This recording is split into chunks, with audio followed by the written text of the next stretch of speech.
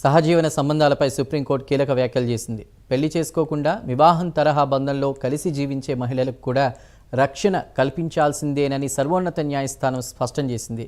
గ్రహహింస, వరకట్న వేధింపుల నుండి మహిళలను రక్షించే చట్టాల విషయంలో కేవలం వివాహిత మహిళలకే పరిమితం చేయడం సరికాదంటూ సుప్రీంకోర్టు ధర్మాసనం పేర్కొంది. వివాహం లేని కారణంతో సహజీవనంలో ఉన్నటువంటి మహిళలపై జరిగే హింసను తక్కువగా చూడలేమని స్పష్టం చేసింది.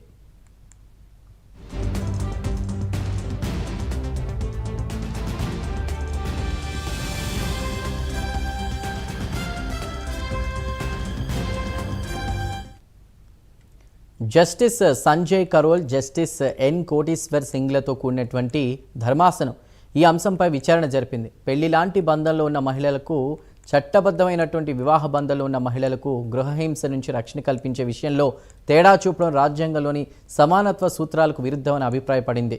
దేశంలోని ప్రతి వ్యక్తికి చట్టం సమాన రక్షణ కల్పిస్తుందని చెప్పే ఆర్టికల్ 14 స్ఫూర్తిని గుర్తు చేస్తూ మహిళల భద్రత విషయంలో వివక్షకు తావు ఉండకూడదని సుప్రీంకోర్టు పేర్కొంది.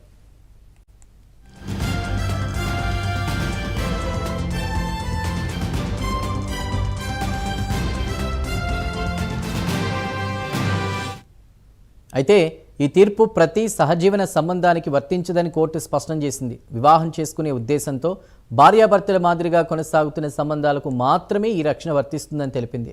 మహిళపై జరిగే హింస ఏ రూపంలో ఉన్నా తీవ్రంగా పరిగణించాల్సిందేనని సుప్రీంకోర్టు చెప్పిన ఈ తీర్పు మారుతున్న సామాజిక పరిస్థితుల్లో మహిళల హక్కులు, రక్షణకు సంబంధించి కీలకంగా మారింది. సహజీవనం చేస్తున్న మహిళలకు చట్టపరమైన రక్షణపై స్పష్టత ఇచ్చిన ఈ తీర్పు ఇప్పుడు దేశవ్యాప్తంగా చర్చనీయాంశంగా మారింది.